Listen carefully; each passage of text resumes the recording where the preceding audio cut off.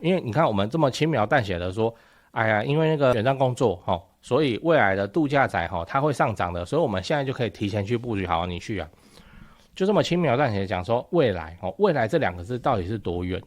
就不知道啊。你现在买下去，你可能会被套个5年都算短的呢。那与其有这种不确定，但是你认为它会涨的地方，可它不确定嘛，你是不是应该去做确定会不会往上爬的地方？比方说，好，要讲台北就要讲台北，比方说那个辉达嘛，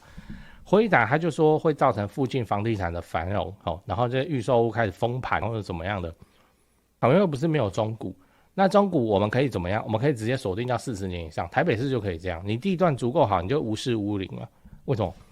这不是我要乱讲哦，因为你地段足够好，你拿去银行建价，它一样给你8成所以银行都没人怕了哦。好，那旁边也有中古屋啊，中古古到不行的那种那种就可以。为什么？因为你蹭得到那些未来要喷发的王者你就在它旁边。远端工作当道，10年后你还要花1500万、2000万去挤台北的小房子吗？先说结论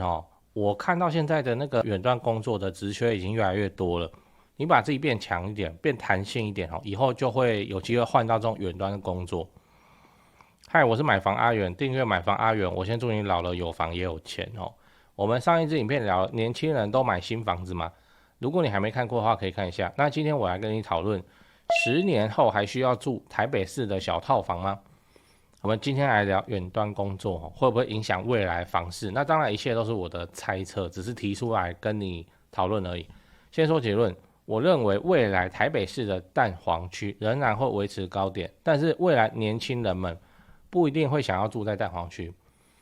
为什么？因为南漂就正在发生中嘛。在讲南漂这件事情之前，我要先提一下那个新冠疫情的发生时间，它是什么时候发生的？2019年12月月底。那台湾的第一波大型感染是什么时候发生的？2021年的4月23号。好，为什么要特别提这个新冠疫情？因为大规模的公司在尝试远端工作，就是发生在疫情以后，这才开始出现的。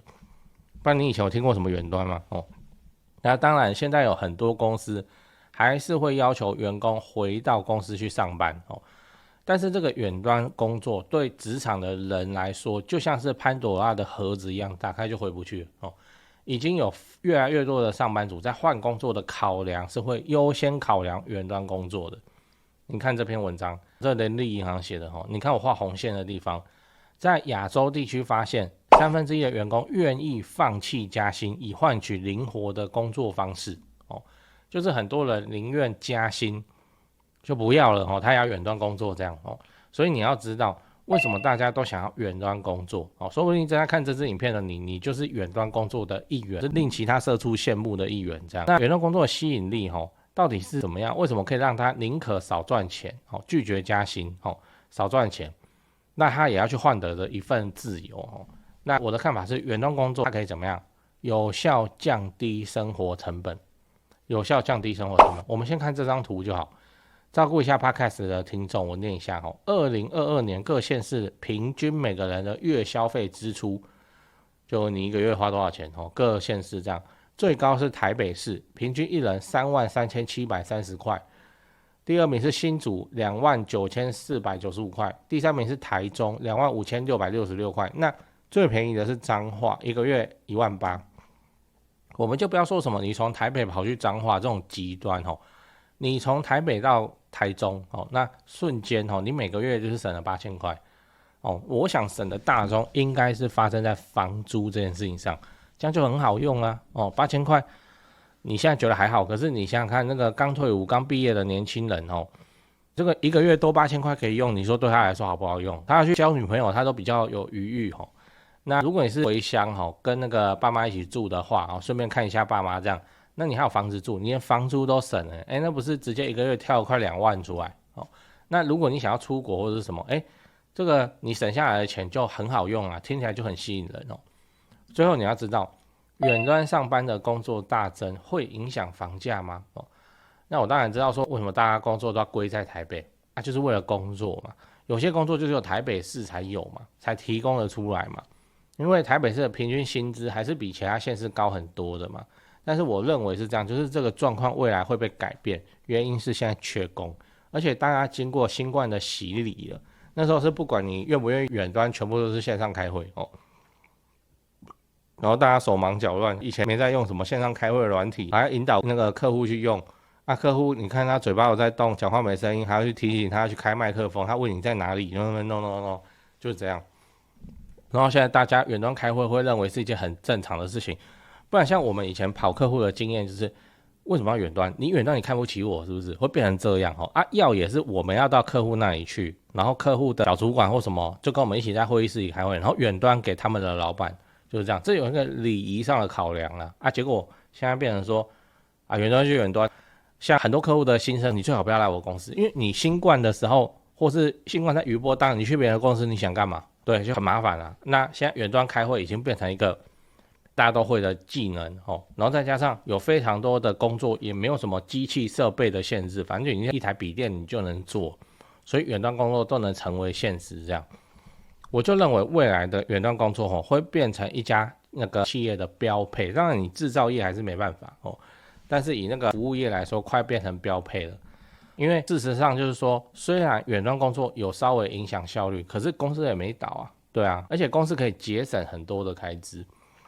这个是我跟客户开会的时候他们讲的就是老板本来如果没有疫情的话，他们要去弄更大的办公室，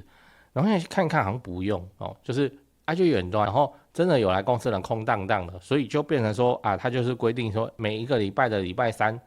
礼拜五要来公司，其他就远端。先这样子去尝试，发现公司还是可以运作。然后你那个资讯会有落差也还好，礼拜三、礼拜五就是隔2天就会被纠正一次，可以运作的对于一些贸易公司或者什么，这个没什么大问题。大的办公室就没有那么需要，不然以前大家的商办都是毛起来拼大、毛起来拼新这样，现在就不太需要。反正可能一家公司50个人在上班，那你真的到办公室里面去看，你只看得到10几个，就是那种一定要到现场的岗位，比方说财务收发信那些公司的传票或者什么财务岗他们就要到然后人资岗他们也要到，因为那个你要面试那业务岗大概都被打到外面去就可以变成这个样子。那当然制造业台积电这种有厂房的机台比人贵很多的没有办法这样子做，它不仅不能够远端，还要你轮班就这样。但是如果你的工作就是什么某某行政行销这种的，真的是没有必要每天都去挤那个捷运的沙丁鱼换去台北市上班，我就认为这是一种金手铐。我听到不止一个朋友跟我说，他现在公司招人如果没有可远端或部分远端就是说什么什么礼拜二、礼拜四来公司的这种如果没有这种的话，那就根本就找不到人。所以我才会未看先猜，在缺工的这个大前提下，除非你是超大的企业台积电、鸿海Google Apple 这种，不然你势必就是要推出更好的牛肉来吸引这些求职者。什么牛肉？成本最，我说真的对企业来说成本最低的牛肉叫做远端上班、远端工作这也是他们的诉求嘛。他宁愿不加薪、不升职，他也要远端工作。然后你可以租小间一点的办公室，省掉非常多的固定成本，这很划算非常的划算所以我认为远端工作在未来只会越变越多而已。当然你说这远端工作下去会影响公司的向心力这有差吗？你以为公司向心力很好就没有差？你把它关在一起反而容易出状况最好谁也不认识谁反而有礼貌很多。我现在的观察是这样。那你说这件事情会不会影响到房价我的判断是蛋黄区依然没事，因为大家还是会想要在蛋黄区它有学区它有医疗即使是你跑到彰化去远端工作，你是拿台北的工作，你到彰化去远端好了，你在彰化你也不会去住什么穷乡僻壤的地方你也是离医院近，然后看父母方便然后那个学校还是要比较好一点的，看有没有那个很贵的私校可以去上把那个小孩跟889完整的隔离开来，你还是想要这种东西但比较偏远的蛋白区甚至蛋壳区应该就是会受到影响。原因是这样今天当我在居家上班的时候，我会在意的是什么？生活品质那如果我住在那个所谓的野狗比人多的地方，是没有所谓生活品质的。你窗户一打开你就在山上你可能看到的就是那个坟墓或是草，然后通常那边就没大楼，就是平房还会被人家丢东西砸窗户然后你要点开外送，根本没有外送会送到你这里来哦，所以这个穷乡僻壤哦，就不符合那个上班族想要远端又要生活品质的需求。所以即使是他到其他的县市，他也会在那个县市相对繁荣的地方，他只要离开台北，他去嘉义的市中心，他都觉得比台北市要便宜很多哦。就这样解释一下为什么蛋黄区我思考之后，我认为不会崩哦，因为它生活机能还是无敌强的，它没有被放弃的理由。那大概就是长这样。你自己呢？如果你的工作换成远端，然后你就可以回家看父母，陪父母，把小孩给借他们去养哦，那让你轻松很多。这样你要不要？还是说你现在就是在台北市戴着金手铐，你的工作只有台北市提供的出来哦，你不得不在那边上下班打卡、寄捷运，这都是选择啊。哦，对哦，这几件事情先讲，不然怕忘记。就现在不是房地产吹冷风嘛，这已经是事实了。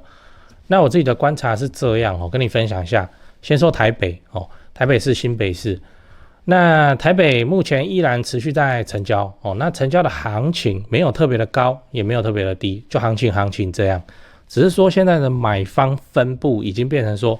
50%是自住换屋哦，那50%是财富传承，投资客几乎都离开台北了。那我想这个也不赖嘛，就没有投资客在那边恶性炒作哦。那前面讲到那个50%自住换屋，自住换屋很重要的考量就是小朋友的学区哦。所以蛋黄依然非常坚挺哦。那50%的财富传承哦，那财富传承讲的就是，就天龙人嘛哦，有钱的天龙人。那通常都是怎样？长辈就是看生几个小孩，然后每个小孩一人帮他们买一间这样哦，要给小孩的这种属性。所以他那个也没有要投资，也没有要炒作啦，就是保值就好哦。财富传承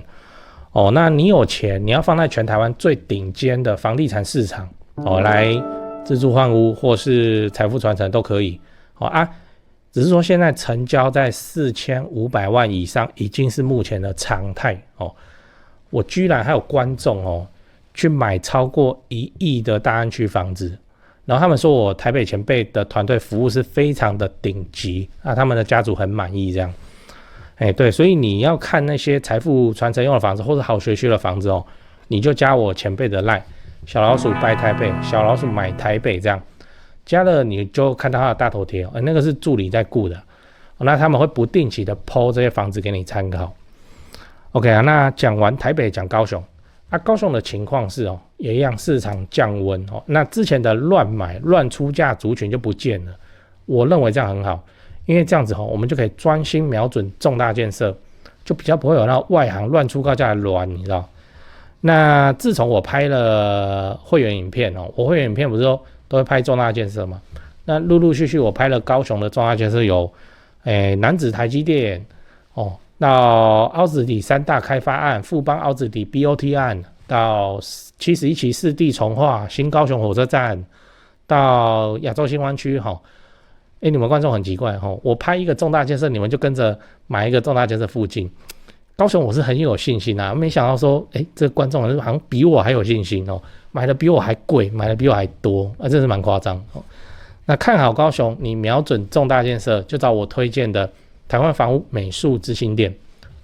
那在高雄你要卖还是要买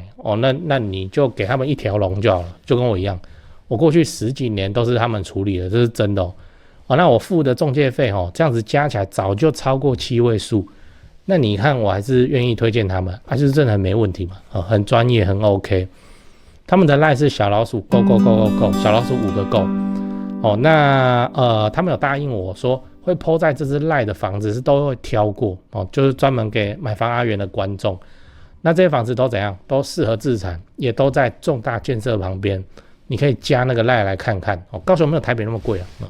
祝你自产顺利，来高雄玩得开心，赞赞。讲八卦就是远端工作这件事情我不止一次观众朋友会来讨论这样我不止一次讨论过，就是说他认为好山好水地方的度假宅房价会飙高，例如淡水、巴黎是这样子你认为这个利润正确还是不正确因为你远端工作嘛，你就没有什么需要进城上班交通的需求嘛，所以你就可以住在那个海边度假宅嘛，偏远地区嘛，对然后你只要有网络你就能活嘛，那你叫不到外送，你顶多你自己煮嘛。所以他认为那些蛋壳之壳上的那个包装纸地区，就是做度假宅的那些地方的房价会起来，就可以天天度假。我自己的判断不是这样的，因为我去查了人家登录，这东西是这样，你知道那个淡水在石门那种地方，就海边好风景，大家什么放假才会带小朋友去玩的那些地方，他那边的房子目前为止还是超级便宜的。我讲一个地方啊，三芝，你现在一坪10出头万还是很居住正义，它还是新北市门牌嘞就会有这个状况那他们的房价涨是相对起来，比方说它是9万涨到13万，还是很便宜。可是你要不要算一下百分比？这个叫做狂涨。可是事实上就不会有人去买三芝的那个地方的房地产。如果有的话它的表现不会是现在这个样子。那还有很知名什么海湾新城，那个房价都个位数的。那你去啊，我以前有面试过一个人，很夸张那个时候公司在内湖科学园区然后问他住哪他说三芝那边。我说那很远呢，你怎么过来？他说他开车过来。我说那你以后通勤？他说如果真的是可以的话，有应征上做的不错的话，他就要回台北租房子。我问他住哪里，他说他住佛朗明哥。佛朗明哥这个知道就知道，那个就是一个很标准的什么三芝石门的度假宅。以前就流行过这种东西嘛，什么北海岸度假宅后来全部都烂掉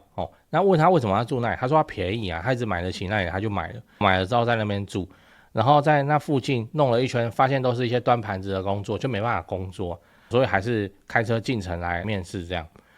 那你说在这个佛朗明哥它房价那么低，然后现在再涨一点对外人来说是涨几万块的差距了，可是对他来说可能已经是30%、50%的差距了。但是我会认为说还是不要做这件事情比较好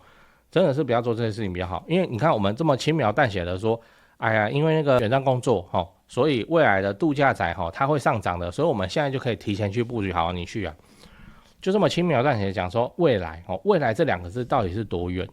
就不知道啊。你现在买下去，你可能会被套个5年都算短的呢。那与其有这种不确定，但是你认为它会涨的地方，可它不确定嘛，你是不是应该去做确定会不会往上爬的地方？比方说，要讲台北就要讲台北，比方说那个辉达嘛，辉达他就说会造成附近房地产的繁荣然后这预售屋开始封盘或者怎么样的。因为不是没有中古，那中古我们可以怎么样？我们可以直接锁定到40年以上，台北市就可以这样。你地段足够好，你就无视屋龄了。为什么？这不我要乱讲因为你地段足够好，你拿去银行建价，它一样给你8成所以银行都没人怕了好，那旁边也有中古屋啊，中古古到不行的那种那种就可以。为什么？因为你蹭得到那些未来要喷发的王者你就在它旁边。好，那我的建议大概是这样，还是回到蛋黄比较好。我说真的，你就因为什么远端怎么样度假才会便宜，你现在就去淡水、八里，还有人去金山、万里就去那到时候住套房的几率会非常的高。要发展起来早就发展起来了。这一次台湾房地产在去年是不是等于是雨露均沾，全面喷发，对不对？连嘉义以前讨论都不会讨论房地产到嘉义这个地方的，然后时常都有新闻报道，结果连去年这样子大喷发，那个很难得呢。通常房地产都是这样温温涨然后各县市忙自己的东西，这样温温涨。结果去年是那种全国性的活动，那你看那个金山万里，它有因此受惠吗？如果有，我现在看起来都是个案而已那你去年你在房地产在火热的时候，你把它买在金山，你看那些人现在笑不笑得出来所以还是去做几率高的事情，没办法，为什么？因为我们中产阶级输不起，还是要去做有明确的那个胜率极高的选项，要多再去做。像这个淡水、八里、金山、万里我个人就认为赌博的没有不行那赌博唯一适合的客群是谁就是说你是不缺钱的人如果你的身家2亿多，那你要拿200万出来赌博，那你就去吧。问题不是问题是你现在加一加，你头期款可能加一加只有350万，那你要拿比方说150万就去赌博，这个你血太多然后你又是属于血比较薄的那种人，那就不要去做这个东西。我还是一律建议先回防蛋黄。你自己看看，这次第7波信用管制这种房市买气急动的情况之下，还没问题的就是蛋黄，对不对？那之前在那边耀武扬威、张牙舞爪的外围，现在都被打回原形。所以就是选胜率高的游戏再去玩而不是说我就来赌，你就没那个本钱，你要怎么去玩这个赌博？那个东西给有钱人去赌，给财团去赌就好了。财团的赌博就是直接盖一个度假园区哦，我看也赔了，那个屋龄都超过20年了呢。对啊，那个死掉太多建商了，所以不是很建议哦，还是蛋黄一点会比较好。那也不一定要是台北的蛋黄哦，你6都的蛋黄都可以啊。你其实是彰化，你也要在彰化的蛋黄啊。哦，再怎么样，它在地银行的建价它是不会差的嘛，不会影响你下一手把它销售出去的那个门槛哦，就这样。你最近在找室内装潢公司吗？我查到一个有趣的资料讲给你听，就是说民众啊在找室内设计公司最讨厌遇到的几个状况。来，第一个，设计师承包商收款后跑路，对吗？哦，这确实很糟糕，因为这等于是装潢蟑螂，这就要打诉讼，可是房子还是拆在那边哦，很讨厌这样。不过我知道有一家不会这样，因为他几千万的门市，在家装潢都是老板自己买自己装的，哦，有那个财务的实力。那现场也有直接可以挑瓷砖、挑板材的地方哦，大门市找得到人，跑不掉。那真的做爆了的话，也兜得了底哦，都还赔得起。第二点是施工不良，日后漏水啊，我都施工了还漏水，这样这也确实很麻烦，因为都住进去了嘛。那到时候为了要修漏水，可能还影响到邻居哦，啊，搞得家里又要变工地。不过我知道有一家不会这样啊，至少豪宅案子也是敢委托他们去做。那第三点是恶意追加费用，预算严重超支，这个也是很糟糕，就是通常是发生在那种跑单帮的设计师哦，就他是先低价报价，然后把案子接进来，然后后面再一直加，反正我都拆下去了，那你不加也不行。就会感觉像被绑架一样。这个我观众也反映过非常多这种情况。不过我知道有一家不会这样，因为他们就做10几年了哦。那这个案例上跟那个施工上跟他的售后去看他的 Google 评论评价就知道了。你刚刚看到的画面哦，全部都是他们家以前施工做过的案例照片。接下来我都放完工后的照片给你看。先说结论哦，台北市、新北市地区的朋友，反正就是蘆洲，他们店在蘆洲，蘆洲开车30-40分钟之内可以到的地区。那家里要装修或者自产的要装修，就找这一家室内装修公司先问问看。汉一室内装修，因为我有认识老板，那又加上很多双北的朋友在请我推荐室内设计公司，双北哦，什么老屋翻新啊、隔套啊、老公寓啊、预售屋、交屋要整理要收租的。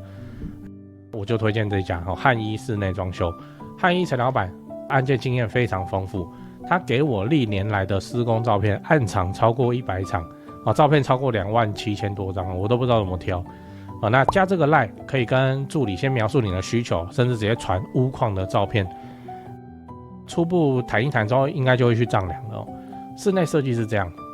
就你找谁不是找，就是找而已嘛，就是怕被骗，怕被敲而已嘛。那我推荐，我信任汉一陈老板。那你的房子要装潢，那就找汉一室内装修，先加他们先去问一下。双北装潢就找汉一室内装修，买房阿元推荐，总是比在外面乱找还要安全一点。现在就加赖的 ID 是小老鼠HANYI 汉一。